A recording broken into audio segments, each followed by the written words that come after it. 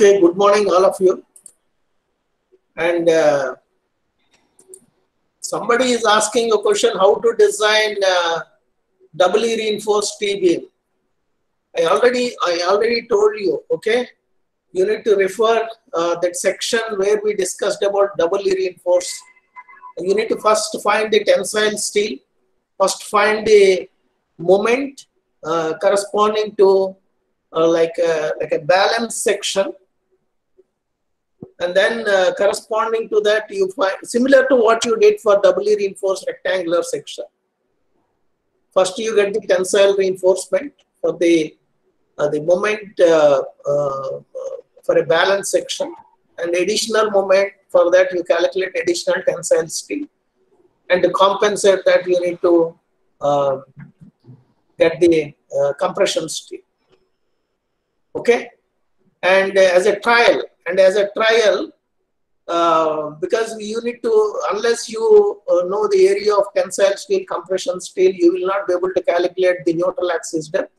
As a trial, you can take it as lever arm as JD. I just want to add, see, for a doubly reinforced T-beam, essentially you have to combine the concepts of a doubly reinforced section and a flange section. The equations will be slightly longer, but it is possible to do. And when you provide reinforcement in 2 layers, first of all, the reinforcement in 2 layers should be separated out by the largest diameter bar, okay? Because concrete has to flow through it. And then you need to find the centroid of that, the 2 layers. And then from that centroid, you need to take distance to the extreme fiber to get the lever arm distance. So one doubt for T-beam. You told that proceed like a rectangular section, that is first solve it for balanced conditions. Then you said that assume JD. Then why do we need to assume JD if we are calculating it for balanced section? No, just listen.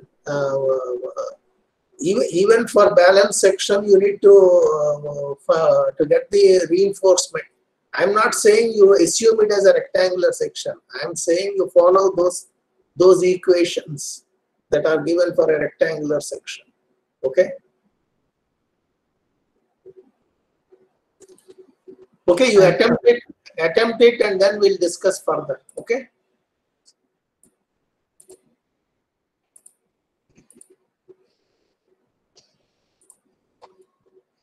And in today's class, we look at some reinforcement detailing. Okay, reinforcement detailing. So now, whatever you learned so far, you know how to design a rectangular section beam, both as singly reinforced as well as doubly reinforced, as well as a T section.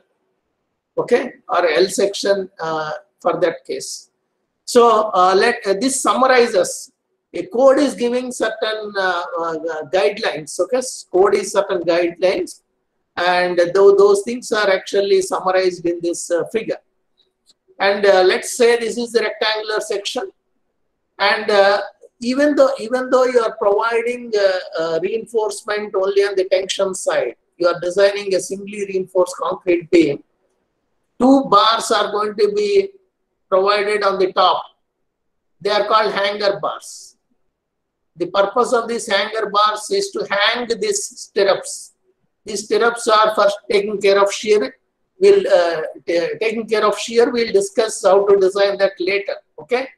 To put these stirrups in place, you should have 2 bars like at the 2 corners will be running if it is a rectangular section, and these 2 bars are called hanger bars. And these hanger bars we are not going to consider for design purpose, but they are going to be there. And then B is the width of the section. Overall depth is D. Effective depth is D. Tensile steel AST. Cover is this. And so these are the guidelines which are given in IS 456. Okay. Minimum reinforcement. Minimum tension reinforcement. We already looked at this equation once. Okay. 0.85 BD divided by Fy.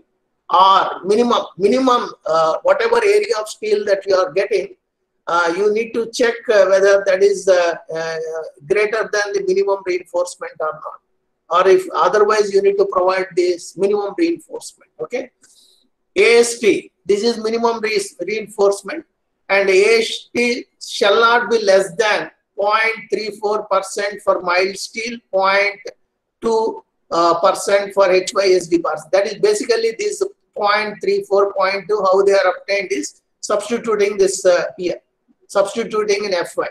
Okay, FY is equal to 250 and FY is equal to 415. You substitute that, you can get AST divided by BD, that is the percentage. So it turns out it is 0.34. Quickly check it whether you are getting that or not.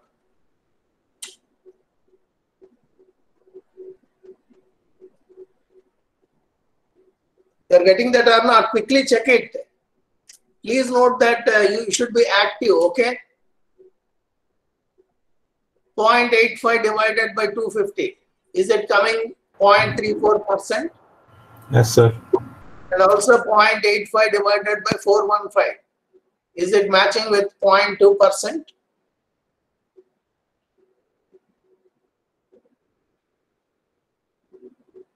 You need to be quick, understand? I myself, I am able to check it. I don't know why you are taking so much. Yes, sir. Yes, sir. It is matching. So this is the minimum reinforcement. Why I ask you to do it? If I just simply show this and go through it, then it's going to be like Rama and Mahabharata. Once you at least punch the numbers in the calculator, at least you will remember. Okay. So this is the minimum reinforcement that you need to provide in a beam. So whatever reinforcement you get, you need to check with this minimum reinforcement. And also there is a maximum reinforcement. Maximum reinforcement is 0.04 times B times capital D for both tension and compression reinforcement. For doubly reinforced section, you are going to provide compression reinforcement, and that the maximum reinforcement is 0.04 B times D. You need to check if your percentage of steel is exceeding this. Usually why this the higher side percentage of steel is prescribed is it's going to be heavily reinforced. It's very difficult to do concreting. That's why some prescription is given on the maximum reinforcement. Okay, so this is that value. If your reinforcement is exceeding this, you need to redesign the section. You need to redesign your B and D. Okay, and the spacing of bar, spacing between the bars, and this is what you require to make a note while you are putting in 2 layers of reinforcement. Diameter of the larger bar not less than the maximum size of coarse aggregate plus 5 mm, whichever is greater. Okay, and that problem, one problem is there. I don't remember exactly what is the number. You can go and see the assignment 3. A reinforcement is provided in 2 layers. One of the diameter is 25 mm. Another set of bars are having diameter of 28 mm. That's why I told you the spacing between these 2 layers, let it be 30 mm. Okay, because at this stage we do, and usually the coarse aggregate will be 20 mm maximum size, 20 mm plus 5, 25. Still, it's going to be dictated by the diameter of the bar in that particular case. Okay, that's why I told you to take 30 mm. Is it clear? And cover not less than 25 mm, not less than the diameter of the bar.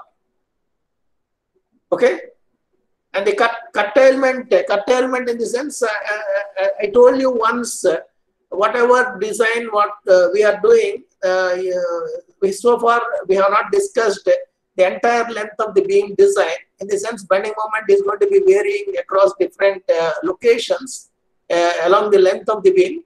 So you don't need to provide whatever reinforcement that you calculate for the mid span, whatever reinforcement that you can cut it as you come closer to the supports or whatever. So how to do this? How cutting means it's not simply stopping the reinforcement, certain amount of reinforcement after a certain distance, we should follow some guidelines. Code is giving that is given in 26.2.3. If you want for completeness, let's see that 26.2.3. You need to open the code book and keep looking at it. Otherwise, you may not be able to locate where exactly it is. Here, curtailment of reinforcement, curtailment of bundled bars. 26.2 here. Curtailment of tension reinforcement in flexural members. So far, what we did is we did only a design of flexural members. So you need to follow. When you really want to do this kind of things, you need to follow these guidelines. Okay. So this is about reinforcement detailing, at least a few points. Okay. And now we'll go further. Generally, beams are provided with main reinforcement on the tension side for flexure and transverse reinforcement for shear and torsion. Basically, transverse reinforcement is nothing but the stirrups. Main reinforcement is going along the length of the beam. Transverse reinforcement is perpendicular to the length. Okay.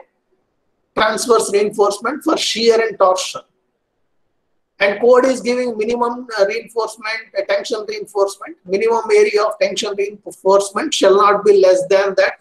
Whatever equation just now we have noted. Okay. And also maximum area of tension reinforcement. And this is for tension reinforcement, compression reinforcement, maximum compression reinforcement, maximum area of compression reinforcement. That is also we noted. Okay. For completeness, that is again written here.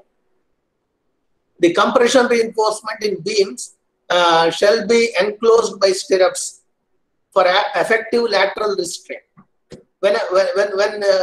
Please note that the steel rebars are having compared to their length, the cross-sectional dimension is going to be very small.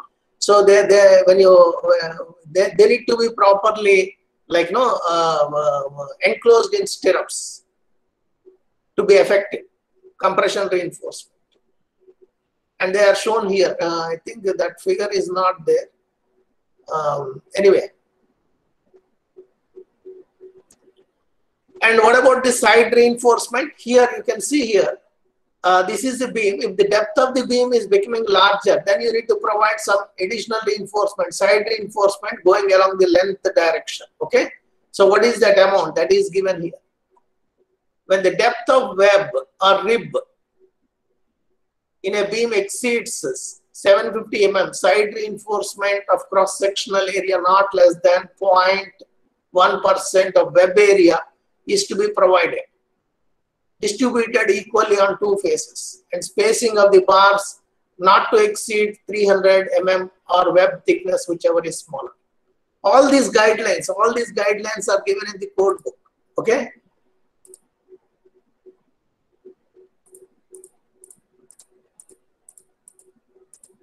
Here, side reinforcement, it is given here.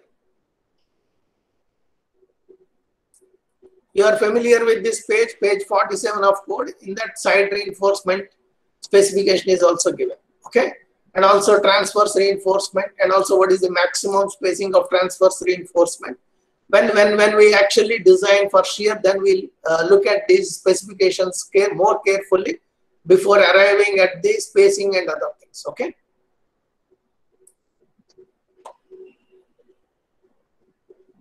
Some more information. Transverse or shear reinforcement. Minimum or nominal area of shear reinforcement provided in the form of stirrups is computed using this formula. What is this area? This is the total cross-sectional area of stirrup. Please note that the stirrup is there. Only these legs will be considered. This horizontal, the steel in the horizontal direction will not be considered. Okay. That may be helpful to give some support to these longitudinal bars. Okay. And these two legs. So ASV here. This is also given in the code book. This is also given. This equation is also given in the code book. Here, minimum shear reinforcement in the form of stirrups. shall be provided such that ASV divided by B times SV. As B is, you know what is B? B is width of the or breadth of the web or rib, okay? And SV is the spacing of the stirrups. And 0.4, 0.87 F1. So you know all these quantities. So you can rearrange it, and so minimum reinforcement ASV can be arrived at. So whatever stirrups, depending on, please note that here, this is what is called this, here in this particular case, you have a stirrup and two legs are there. These are called legs. This is one leg, this is another leg, two-legged stirrup. Suppose the member thickness is very thin, or the thickness of the member width is very small or very thin, then you can provide only one-legged stirrup. So ASV is nothing but cross-sectional area of this leg and cross-sectional area of this leg. ASV is the total cross-sectional area of stirrup, legs and shear. Okay. And anyway, we will once again come back to this. This is the minimum transverse, whether from shear point of view, whether transverse reinforcement is required or not, you need to provide this minimum. And if you require to provide more, or this is the minimum area, whatever area you get from your shear calculations, if it exceeds this one, you need to provide the other one. Okay.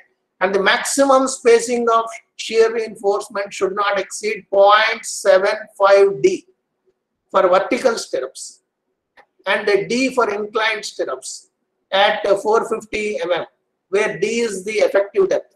What is this vertical stirrup? What is this inclined stirrup? We'll see in detail later. But for your information, whatever stirrup that is shown here, this is called vertical stirrup. This is vertical stirrup. Okay. And the maximum spacing is restricted to 300 mm. Maximum spacing of stirrups is restricted to 300 mm.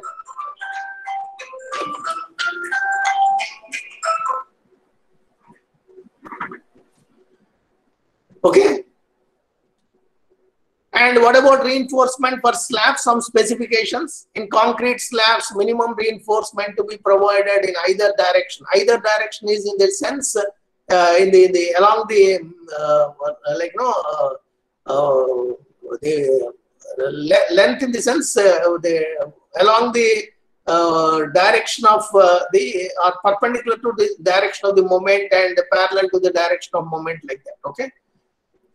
In concrete slabs, minimum reinforcement to be provided in either direction, because the slab is going to be two-way. Two directions are going to be there.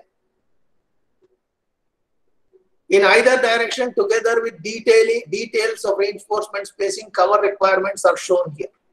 Anyway, we'll come back to this, but for completeness, let's go through this. This is RCC slab. Effective depth is D. Overall depth is capital D. Spacing of the bars. And please note that these bars which are coming out of the board, are coming out of the slide, they are called distribution reinforcement. And the bars which you are seeing here, the bar which you are seeing at a certain spacing, several bars are going to be there out of the plane of this whatever figure. So that these bars are called main reinforcement. These are distribution reinforcement. What are the specifications for this main reinforcement, distribution reinforcement, and spacing? We'll see that. Minimum reinforcement. Minimum reinforcement you need to, depending on your bending moment, you are going to calculate. You already designed slab as well. Okay, you have seen how to design a slab using working stress method. And if you recall and go back there, and the minimum reinforcement, whatever reinforcement we get from our bending moment, we need to compare with this minimum reinforcement. 0.15% of total cross-sectional area for mild steel, 0.12% when HYSD bars are used. Total cross-sectional area. What do you mean by total cross-sectional area? Here we need to take unit width. For slabs, we are going to take unit width. In unit width, because everything is in unit width, we are going to design for unit width of slab. In unit width of the slab, Your cross-sectional area should be based on that. And 0.15, minimum 0.15 or not less than 0.15% for mild steel, 0.12% for HYSD bars. And spacing of the reinforcement. Main reinforcement spacing shall not exceed 3 times effective depth or 300 mm, whichever is smaller. And distribution reinforcement. Distribution reinforcement is the other direction. Shall not exceed, the spacing shall not exceed 5 times D or 450 mm, whichever is smaller. And maximum diameter of bar shall not exceed the 1/8 of the total overall depth.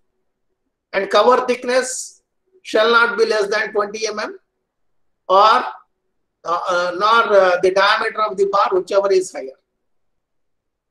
Okay, these are some specifications for slabs. They are also given in the code book. These are all taken from the code book. Okay, so you can see where they are for slabs.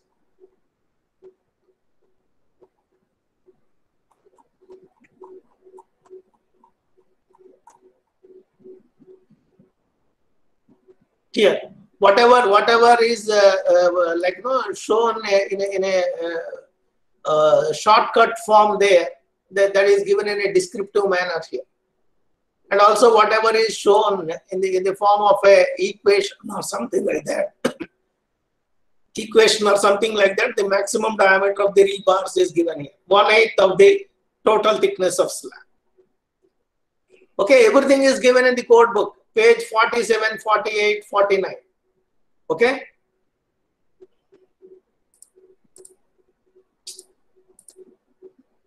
And column reinforcement in columns. Anyway, we have not discussed about the design of columns, but because we are discussing about the reinforcement detail for completeness, let's make a note of it. You can have a square cross section or a rectangular cross section column or a circular cross section column, or the width of the column or one of the dimensions of the column is too wide, then you can have reinforcement you can distribute along each of the sides. Okay, and also the rebars have to be tied at intervals. For effectiveness, here we are actually tying this set of rebars and this set of rebars. If you provide one stirrup going all around without having this kind of thing, it may not be effective. That's why these 2 stirrups are used here. So here, how many legs of stirrups? How many legs are there for stirrups? 4 legs. This is one leg, this is another leg, this is another leg, this is another leg. Here 2-legged stirrup, 1 leg. Okay, and this is for circular column. For circular column, reinforcement bars are going to be distributed along in this manner, in a circular fashion. And also the stirrup, you are going to here the stirrup is looking like in a rectangle or square shape, and here it's going to be stirrup is going to be in a circle form. And also there are, instead of stirrups, you can also use what are called helicals. We'll see that. Okay, and main reinforcement is the reinforcement which is coming out of the plane of the board here, or which is going along the length of the column. And transverse reinforcement is this stirrups. Okay, so what are the specifications? Maximum reinforcement 6%, shall not exceed 6%. Minimum reinforcement shall not be less than 0.8%. Minimum number of bars, 4 bars. 4 bars, minimum 4 bars at each of the corners should be there for a rectangle or a square section. And here more bars are there. Here we are talking about minimum bars. And for circular section, circular column, minimum number of bars should be 6. That you have to keep in mind. And diameter of bar shall not be less than 12 mm. Minimum cover thickness 40 mm, nor the diameter of the bar, whichever is greater. And these stirrups, whatever I refer to as stirrups, they are called lateral ties, because the direction which is coming out of the board is along the length direction, and the other direction is lateral direction. Lateral ties. Lateral tie diameter shall not be less than 1/4 of the diameter of the largest longitudinal bar, nor less than 5 mm. So at least 5 mm diameter stirrups or lateral ties you need to use. And pitch is please note that these ties are going to be at certain spacing. That spacing is what is called pitch. Pitch is this one, least lateral dimension, and 16 times the smaller diameter of the longitudinal reinforcement, 48 times diameter of the transverse reinforcement. Okay, so this pitch is going to be, let's see, it is given in the code book as well. Here, longitudinal reinforcement for columns. Okay, and minimum longitudinal reinforcement shall be, or for a column shall be 4 for rectangular columns, 6 for circular columns.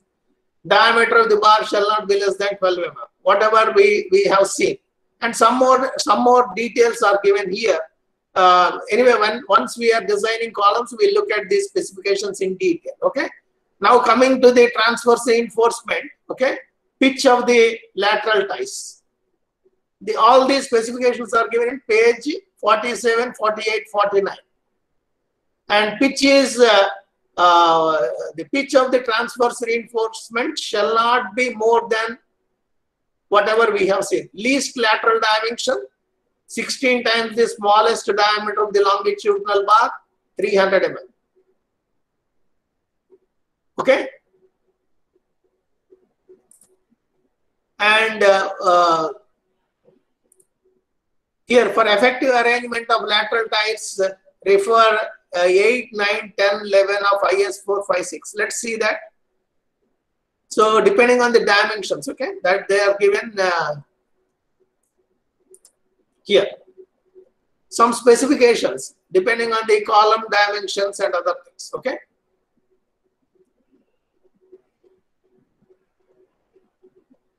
Anyway, we'll see this when situation comes and when we are designing the columns.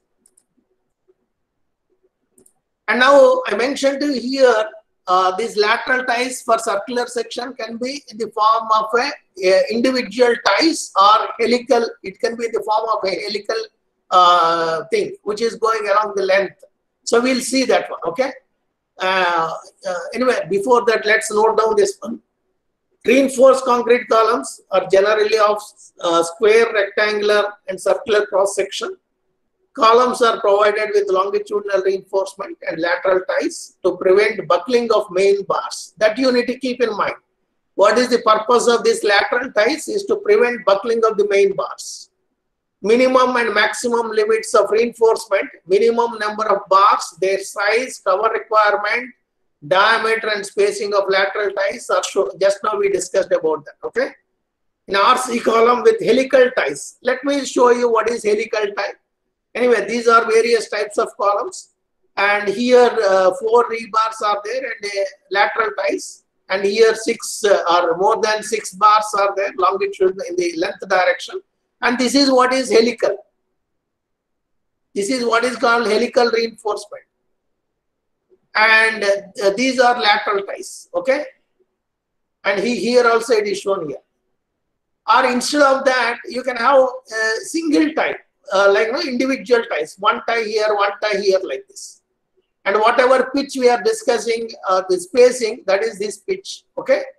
And the core diameter is nothing but whatever area of concrete that is enclosed within the this helical reinforcement or within the lateral ties. Core diameter. And here you can see here the capacity requirement may be more. That's why I section is used. I section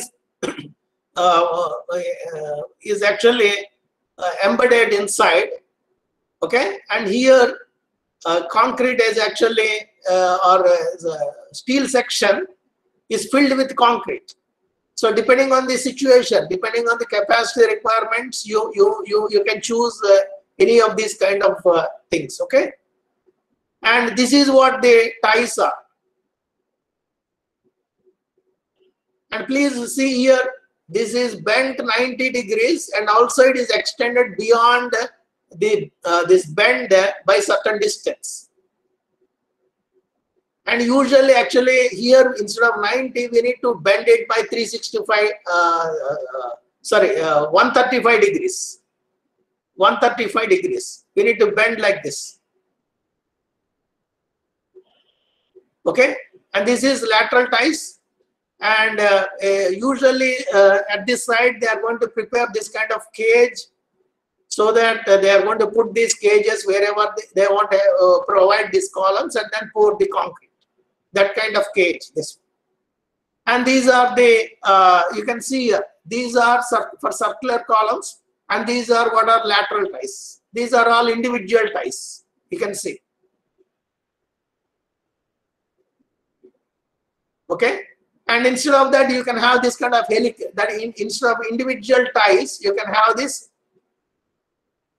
helical reinforcement or helix kind of thing.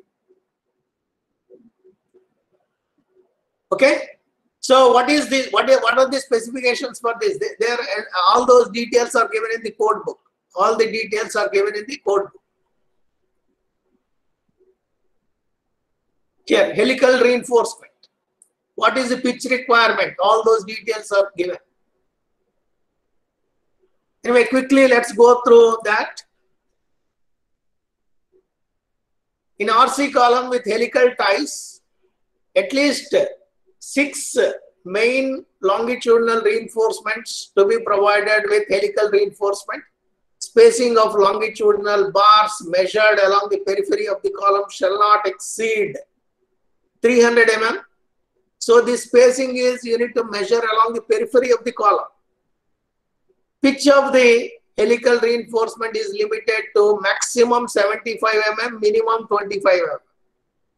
Helical reinforced columns have marginally higher load carrying capacity than those with ordinary lateral ties due to higher degree of confinement of concrete in the core. Anyway, we will take care of that while designing.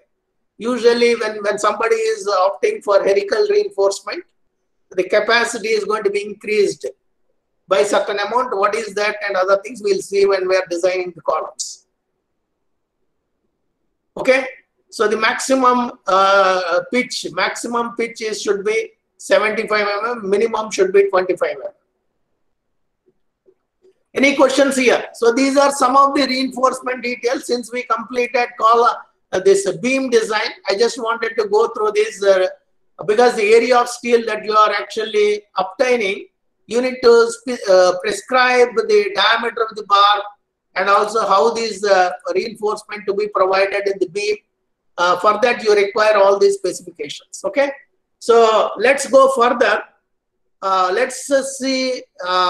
We know how to design a beam, and how do we check the deflections, and how do we calculate deflection of a beam, RC beam, and also how do we check for the crack width.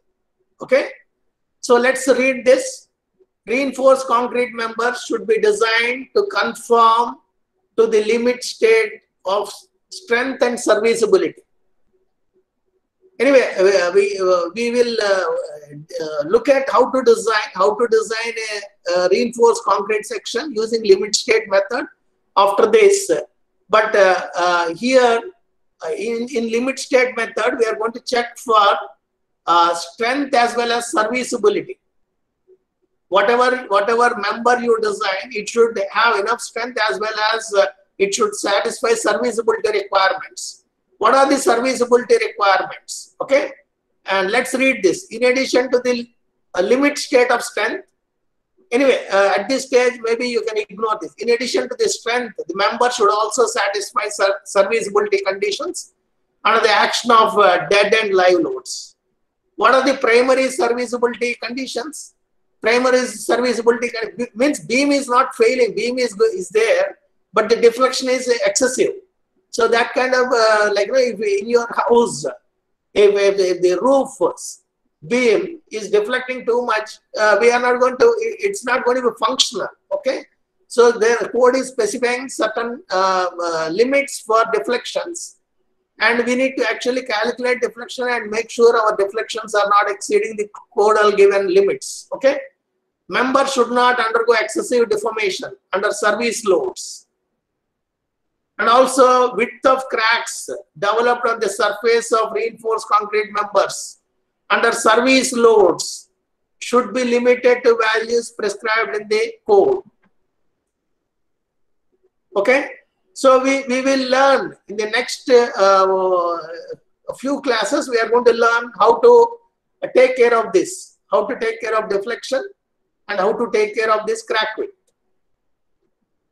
And we'll go through this at a later stage. Okay, let's read this one. Generally, the code specify the following two methods of control of deflection.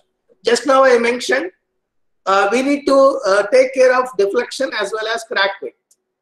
And two methods, code is specifying two methods to take care of deflection. Let's understand the two methods.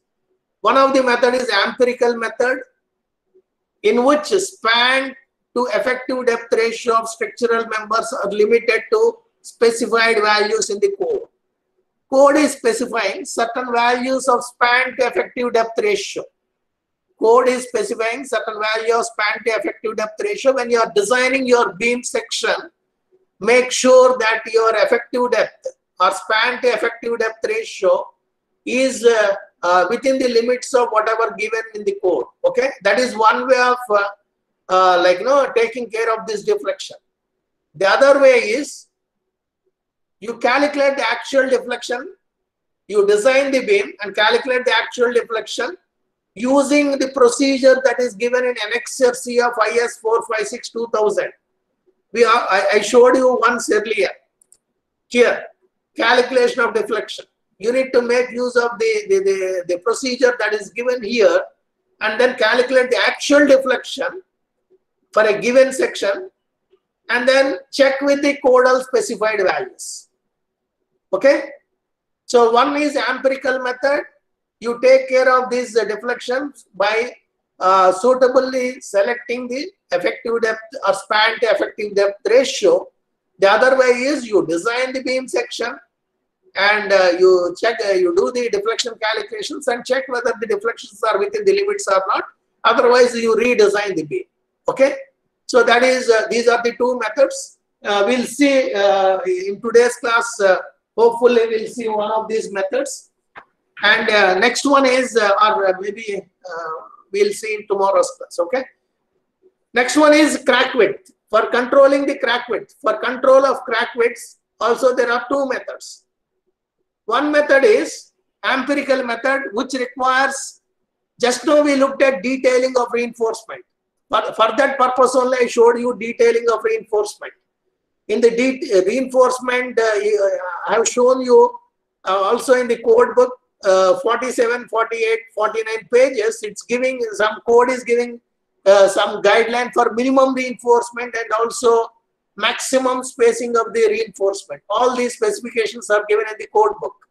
So one way of controlling the crack width is by taking care in terms of minimum reinforcement and maximum spacing of the rebars. So the two methods, one method is empirical method, in which the detailing of reinforcements according to the codified provisions, minimum percentage of steel in the section, spacing of the bars, curtailment and anchorage bars, lapping bars, and providing anchorage bars, lapping bars. So you can take care of your crack width, or if you strictly follow the codal guidelines for the minimum spacing and also minimum percentage of steel and all these things, curtailment, anchorage and lapping, crack width can automatically or will automatically be controlled. So that is empirical method.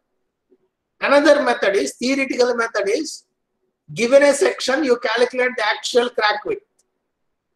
Okay, theoretical method of computing actual width of cracks and checking them with codified requirements for specified environmental conditions. Not only specified environmental conditions, but also specific to each structure, the crack width requirement may be different. Suppose you have a water tank and water should not leak. So there are some guidelines in the code. Even if there is a crack, what is the maximum width of the crack that you can have for that kind of structure? So it is also structure dependent. So this, where this is given, where this theoretical method is given in the code book, let's see that. Yeah, here annexure F is giving you procedure for calculation of crack width. So in the next few classes, we'll be making use of this annexure C and annexure F. And for these annexure C and annexure F, or for calculating these deflections using these annexure C and crack width using this annexure F, you should have background of whatever we covered so far. Okay? Whatever we covered so far using working stress method, all those concepts, you should have that background. Let's complete reading this. The widespread use of high-grade steels like Fe415, Fe500 with higher allowable stresses, replacing Fe250 grade during the last few decades, coupled with use of high-performance concrete, generally results in slender structural elements, necessitating greater attention to deflection crack control in modern methods of design of reinforced concrete structures. Okay, as the member becomes slender, deflection is going to be one of the criteria that we need to look at, and also crack width. Okay, so I have few minutes. I will show you in the code book where to look at. And you please at least open the code book and see it before you come for the next class. Okay. So let's see page 37 here. Page 37 is familiar to you because you made use of these formulas for T-beam, L-beam, inverted L-beam. So now let's read this. Control of deflection. Deflection of a structure, or let me magnify. Deflection of a structure or part thereof shall not adversely affect the appearance or efficiency of structure or finishes or partitions. The deflection shall generally be limited to the following. What is the value of deflection at different stages? Final deflection due to all loads, including the effects of temperature, creep, shrinkage, and measured from as cast level of supports of floors, roof, and all other horizontal members should not normally exceed span divided by 250. So this for whatever deflection you are calculating from annexure C, that deflection you need to check with this. Okay. And deflection including, second one is deflection including the effects of temperature, creep, shrinkage occurring after erection of partitions and application of finishes should not normally exceed span divided by 350 or 20 mm, whichever is less. Anyway, we'll see this in tomorrow's class once again. I suggest you go through this. And now we discussed about two methods. One is empirical method, another is theoretical method based on annexure C for deflection calculation. And let's discuss about the, before we close today's class, let's discuss about the empirical method. So this is how you can control your deflection. The vertical deflection limits may generally be assumed to be satisfied provided span to depth ratios. So span to depth ratios are not greater than the values given here. So up to the basics value. Please note this word here, basic. These are basic values. Basic values, why they are basic, we'll see in a while. Okay. Basic values of span to effective depth ratio for spans up to 10 meters. For cantilevers, what is the value? 7, simply supported 20, continuous 26. Span to effective depth ratio up to spans of 10 meters. The ratio of span to effective depth ratio, you need to limit it to 7, 20, 26 for respectively for cantilever, simply supported, continuous. What about if my span exceeds 10 meters? For spans above 10 meters, the values given here may be multiplied by 10 divided by span in meters. So please make a note of this. Whatever we are discussing, please make a note of it. We will be using it tomorrow's class. So whatever is given here, if the span is exceeding 10 meters, this value you need to divide, you need to multiply with 10 divided by whatever the span of that be. Okay? This is one thing. This is correct. That's why this is called basic value. If your value is different from this, if your value is exceeding 10 meters, then you need to multiply with this factor, 10 divided by span. And some more corrections are also there to this basic value. So then the other correction is depending on the area and the stress of steel for tension reinforcement. Depending on the area of the tension reinforcement as well as stress of steel for tension reinforcement, whatever value you got after correcting for this span, you need to multiply with a modification factor which is coming from figure 4. Okay, we'll see that. And also, if you have compression reinforcement also, suppose in the beam I showed you for reinforcement detailing, 2 hanger bars are there. So now you can actually consider those 2 hanger bars here as compression reinforcement for deflection check. Okay, depending on the area of compression reinforcement, or if you are actually providing compression reinforcement, you use that one. Depending on the area of compression reinforcement, again some correction is required. To the basic value multiplied by 10 divided by span. And where that kind of modification factor for compression reinforcement is given in figure 5. We'll see what is that. Okay. And one more correction is also there. Whatever we discussed, whatever those limits, basic values are for rectangular section. And if your beam is T beam or L beam, if your beam is flanged beam, the values, whatever you applied, correction for span, correction for tension reinforcement, correction for compression reinforcement, you need to apply one more modification, or you need to apply one more correction which is given in figure 6. Okay? And for flanged sections, when you are making use of figure 4 and 5, you are required to know percentage of reinforcement. Percentage of reinforcement is required. For rectangular section, you know how to calculate percentage of reinforcement, AST divided by BD. But for flanged section, code is saying to make use of figure 4 and 5, area should be, or area you take it as BF multiplied by D. Instead of BD, for a rectangular section, for a flanged section, it is BF. Effective width of the flange multiplied by the effective depth.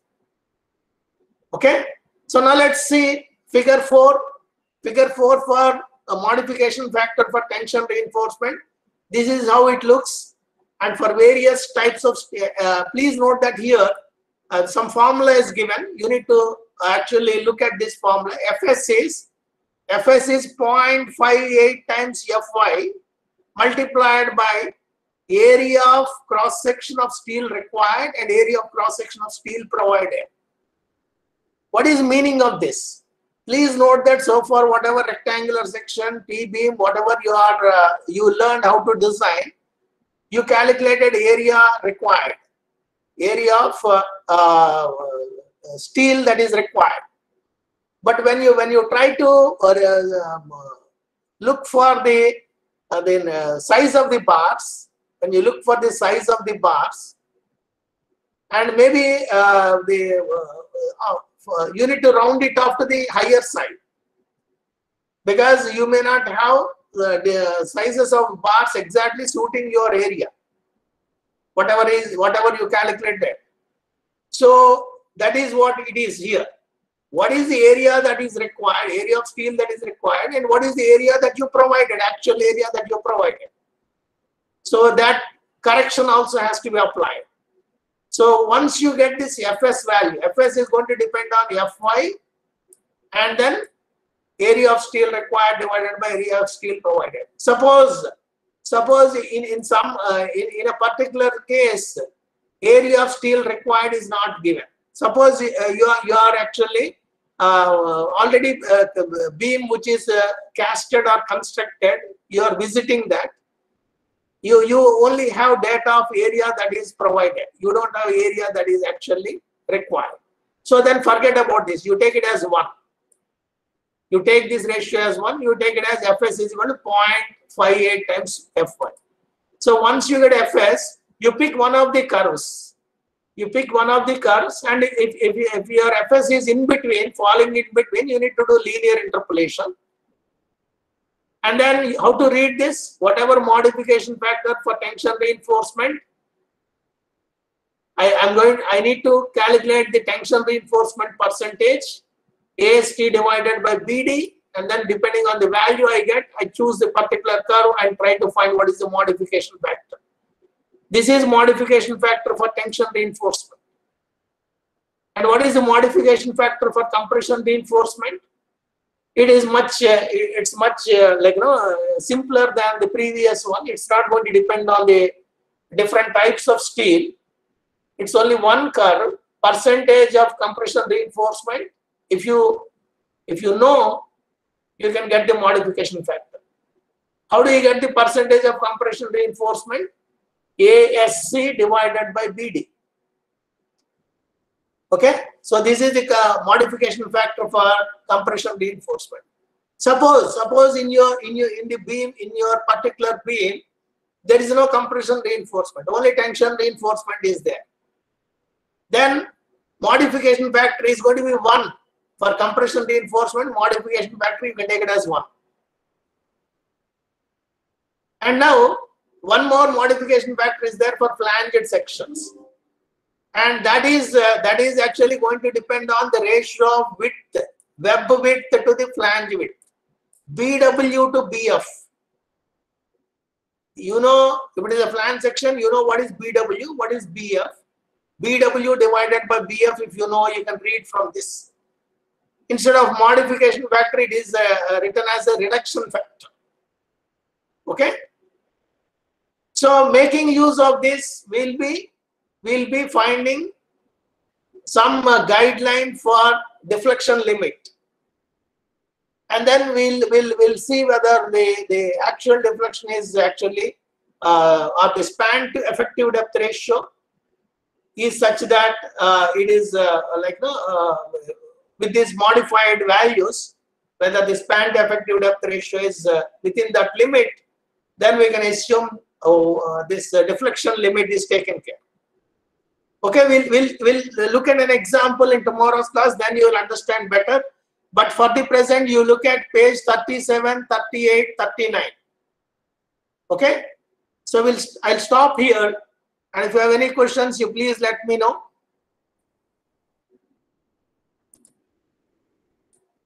Any questions?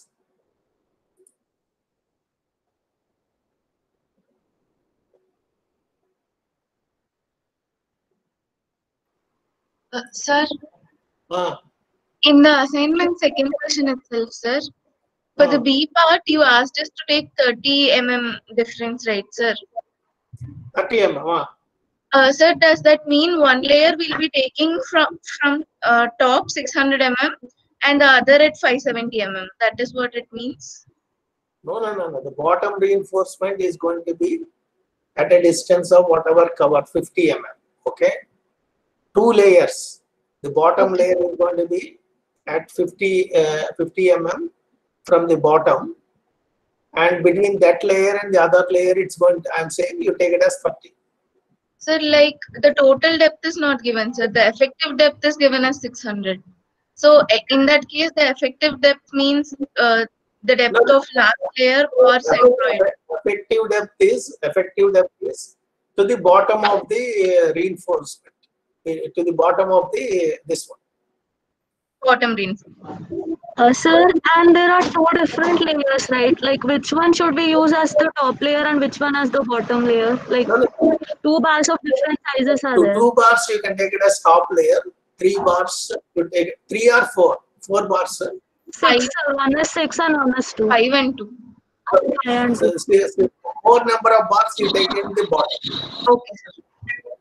Okay. So the distance from the CG of the bottom reinforcement to the compression, extreme fiber in compression concrete, that is going to be your effective depth. Okay, sir. Thank you, sir. Thank you. Okay, thank you. Okay.